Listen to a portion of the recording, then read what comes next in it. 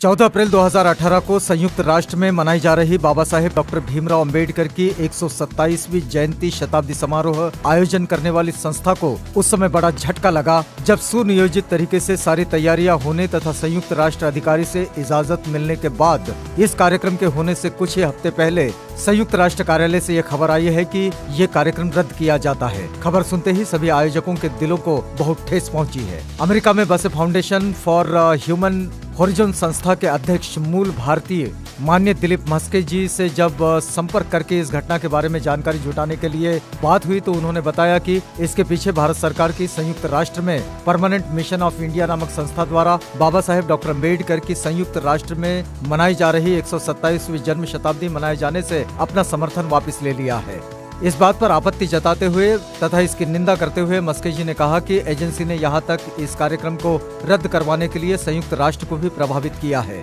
कार्यक्रम रद्द होने से आहत होते हुए उन्होंने संयुक्त राष्ट्र के महासचिव माननीय H.E.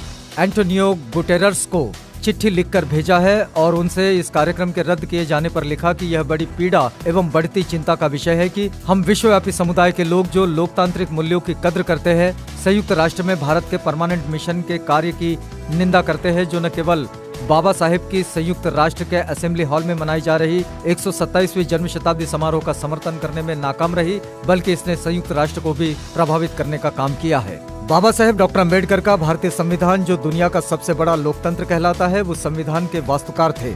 अपनी पूरी जिंदगी में वे भारतीय लोगों की स्वतंत्रता, समानता तथा आपसी भाईचारे के लिए दृढ़ता से खड़े रहे। भारत के निर्माण में उनका योगदान अतुलनीय है और हर नागरिक में वे लोकप्रिय है। उन्होंने बताया कि हमारी संस्था फाउंडेशन फॉर ह्यूमन होरिजन पिछले 2 सालों से यानी कि 2016-17 से लगातार बाबा साहेब डॉक्टर अम्बेडकर की जन्म शताब्दी संयुक्त राष्ट्र के आम असेंबली हॉल में मनाती आ रही है। हर साल की तरह इस साल भी बड़े पैमाने पर डॉक्टर बाबा साहेब अम्बेडकर की 127वीं जन्म शताब्दी पर संयुक्त राष्ट्र में बड़ा कार्यक्रम आयोजित किया जा रहा है, जिसकी परमिशन कई महीनों पहले से ले रखी थी।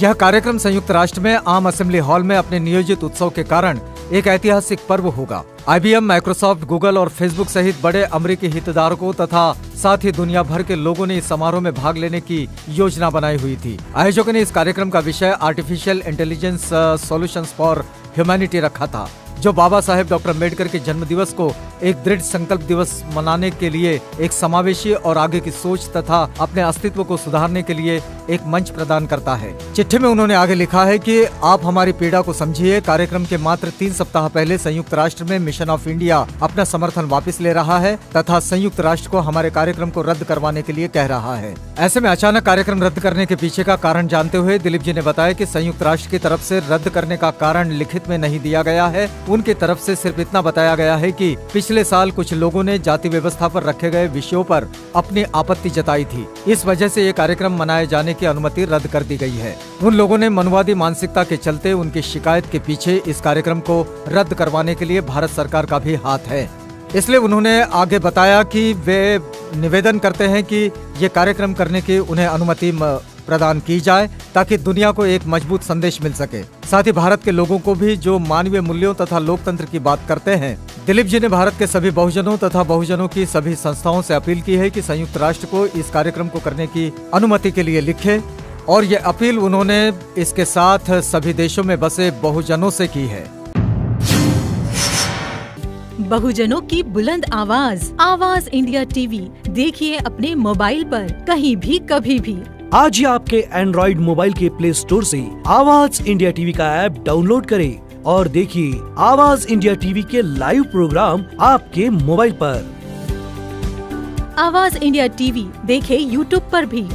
आप हमारे यूट्यूब पेज youtube.com/आवाज इंडिया टीवी पर जाकर हमारे पेज को सब्सक्राइब करें, साथ ही घंटी की बटन दबाएं ताकि हमारे नए वीडियोस आप तक आसानी से पहुंच जाएं। देखते रहे आवाज इंडिया टीवी, बहुजनों की बुलंद आवाज।